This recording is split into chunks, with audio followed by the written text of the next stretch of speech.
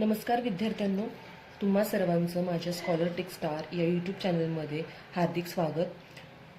इयत्ता पहिलीची प्रज्ञाशोध सामान्य ज्ञान परीक्षा ही 1 फेब्रुवारी 2026 रोजी होणार आहे. चला तर मग आज आपण पाहणार आहोत सराव प्रश्नपत्रिका क्रमांक 1. सुरुवातीला प्रथम आपण भाषा या विषयाचा पेपर पाहणार आहोत. प्रश्न 1 व 2 खालील उतारा काळजीपूर्वक वाचून त्या खालील प्रश्नांच्या उत्तरांचे पर्याय क्रमांक शोधा. मधमाशीचे सर्वात महत्त्वपूर्ण वैशिष्ट्य म्हणजे मनुष्याला उपयोगी औषधी मध तयार करणे. हा मध चवीला गोड असतो. मधमाशी फुलावर बसून मध तयार करते. मधमाशी पोळ्यात राहते. या उतारावरून आपल्याला असं समजतं की मधमाशीचे वर्णन या उतारामध्ये करण्यात आलेले आहे. तर प्रश्न क्रमांक 1, मधमाशी कुठे राहते? तर उतारा जर आपण काळजीपूर्वक वाचला तर आपल्याला समजतं की मधमाशांचं काय असतं? पोळं. म्हणून पर्याय क्रमांक 2 हे उत्तर बरोबर. प्रश्न क्रमांक 2, मधमाशीपासून आपल्याला काय मिळते? तर ऑप्शन 1 फूल, क्रमांक 2 दूध, 3 मध आणि 4 सावली. तर सर्वांना माहिती आहे मधमाशीपासून आपल्याला मध मिळते. प्रश्न क्रमांक 3 व 4 साठी संवाद दिलेला आहे. संवाद काळजीपूर्वक वाचायचा आहे आणि त्या खालील प्रश्नांची उत्तरे सोडवायची आहेत. चला तर मग संवाद वाचूया. तुला काय काय आवडते? मामांनी मयूरला विचारले. सायकल चालवायला आणि पोहायला. तुला काय काय आवडतं ग? मामा मालतीकडे बघत म्हणाले. पेटी वाजवायला आणि चित्र काढायला. तुमचे बाबा किती वाजता येतात? मामांनी घड्याळात बघत विचारले. मामा घरातून जाताच सर्वजण शांत झाले. वरील संवाद या संवादामध्ये किती लोकांचा प्रत्यक्ष समावेश आहे किंवा हा संवाद कुठे घडलेला आहे अशा प्रकारचे प्रश्न येतात. प्रश्न क्रमांक 3,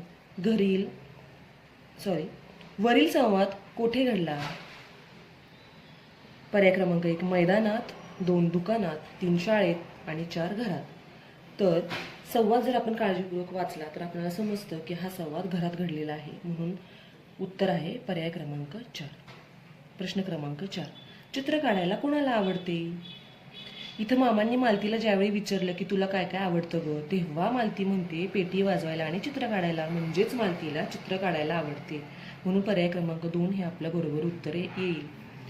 प्रश्न क्रमांक 5, ट आंब ही अक्षरे जुळवून कोणता अर्थपूर्ण शब्द तयार होतो? अशा प्रश्नामध्ये वेगवेगळी अक्षरे उलटसुलट दिलेली असतात. आपण ती अक्षरे जुळवून एक अर्थपूर्ण शब्द तयार करायचा असतो. तर पर्याय जर वाचले तर आंबट हा आपला पर्याय बरोबर येतो. पर्याय क्रमांक 3. प्रश्न क्रमांक 6, रात्र या शब्दाचा समानार्थी शब्द कोणता?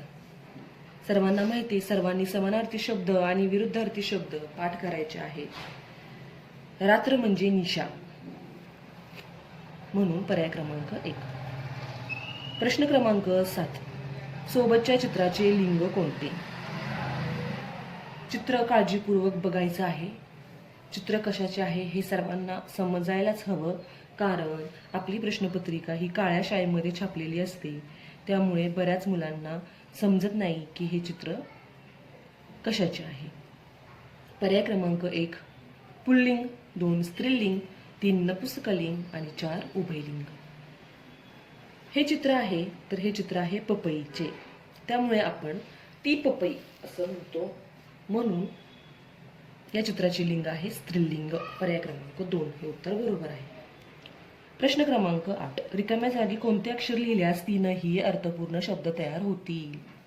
अशा प्रश्नांचा विचार केला तर काही रकाने रिकामे असतात. प्रत्येक ऑप्शन जर याच्यामध्ये प्रत्येक पर्याय टाकून पाहायचा आणि कोणते अर्थपूर्ण शब्द तयार होतील हे पाहायचं. जर पर्याय क्रमांक 1 आपण का हे जर प्रत्येक रखाऱ्यामध्ये टाकून पाहिलं तर चला तर काय तयार होतात शब्द ते पाहूयात. रका, तका, खका कोणताच अर्थपूर्ण शब्द तयार होत नाही. ना टाकून पाहिलं तर रना, तना, खना नाही होत. पर्याय क्रमांक 3 टा, रटा, तटा, खटा कोणतेच अर्थपूर्ण शब्द तयार होत नाही. आता शेवटचा पर्याय जो आहे वा, तो टाकून पाहूयात. रवा, तवा, खवा तीनही अर्थपूर्ण शब्द तयार होतात. म्हणून आपलं उत्तर येणार आहे पर्याय क्रमांक 4.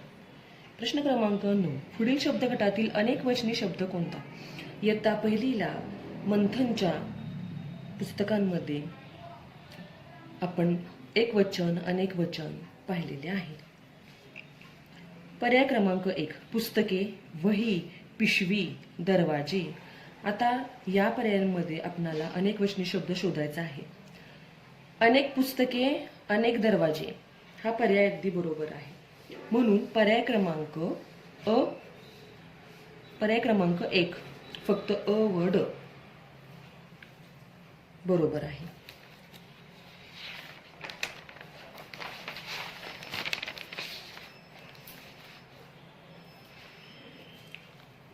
पुढील प्रश्न क्रमांक 10. खालील पर्यायातील चुकीची जोडी कोणती? माणूस घर, कोंबडा गोठा, सिंह गुहा, चिमणी घरटे. घरदर्शक शब्द दिलेले आहेत. माणूस घरामध्ये राहतो, अगदी बरोबर आहे. कोंबडा गोठ्यात राहतो, हे चुकीचं आहे. कोंबड्यांचं असतं खुराडं. सिंहाची गुहा असते, चिमणी घरट्यात राहते, म्हणून चुकीची जोडी आपली आहे कोंबडा गोठा. पर्याय क्रमांक 2. प्रश्न क्रमांक 11. खालीलपैकी आंबट चव कशाची असते? साखर, चिंच, कारले, लिंबू. आता आपल्या सर्वांना आणि लहान मुलांना देखील माहीत असते की आंबट चव ही चिंच आणि लिंबू या पदार्थांची असते. म्हणून पर्याय क्रमांक 4 ब व ड बरोबर. पर्याय क्रमांक 12. पूर्णविरामसाठी असणारे योग्य विरामचिन्ह कोणते? इयत्ता पहिलीला अभ्यासक्रमात फक्त 4 विरामचिन्हांचा अभ्यास आहे. एक म्हणजे पूर्णविराम, प्रश्नचिन्ह, उद्गार चिन्ह आणि स्वल्पविराम. तर पूर्णविराम सर्व मुलांना माहिती आहे की वाक्याच्या शेवटी वाक्य पूर्ण झाल्यानंतर आपण पूर्णविराम देतो आणि तो असा दर्शवला जातो पूर्णविराम. म्हणून प्रश्न क्रमांक 12चे उत्तर आहे पर्याय क्रमांक 1. पुढील प्रश्न पाहूयात. प्रश्न क्रमांक 13. खालीलपैकी शिंगरू हे पिल्लू कोणत्या प्राण्याचे आहे?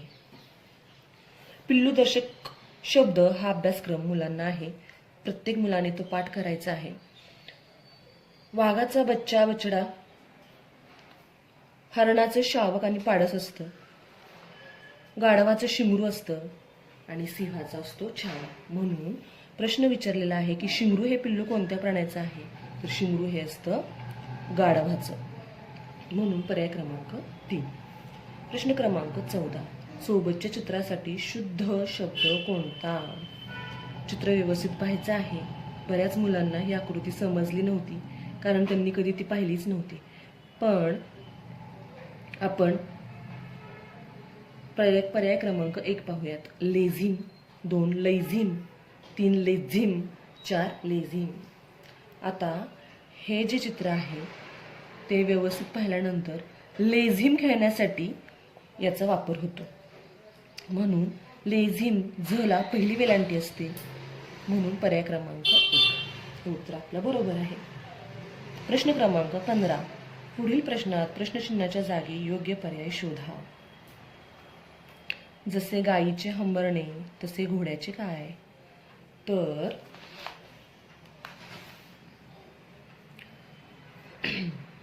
गायीचे हंबरणे तसे घोड्याचे काय याच्यामध्ये आवाज दिलेले आहेत. गायी हंबरते तर घोड्याचं काय असतं ते पाहूयात. पर्याय क्रमांक 1 भुंकणे, 2 डरावणे, 3 ओरडणे आणि 4 असतात. गायी हंबरते तर घोडा किंकाळतो. म्हणून पर्याय क्रमांक 4 हे आपलं बरोबर उत्तर आहे.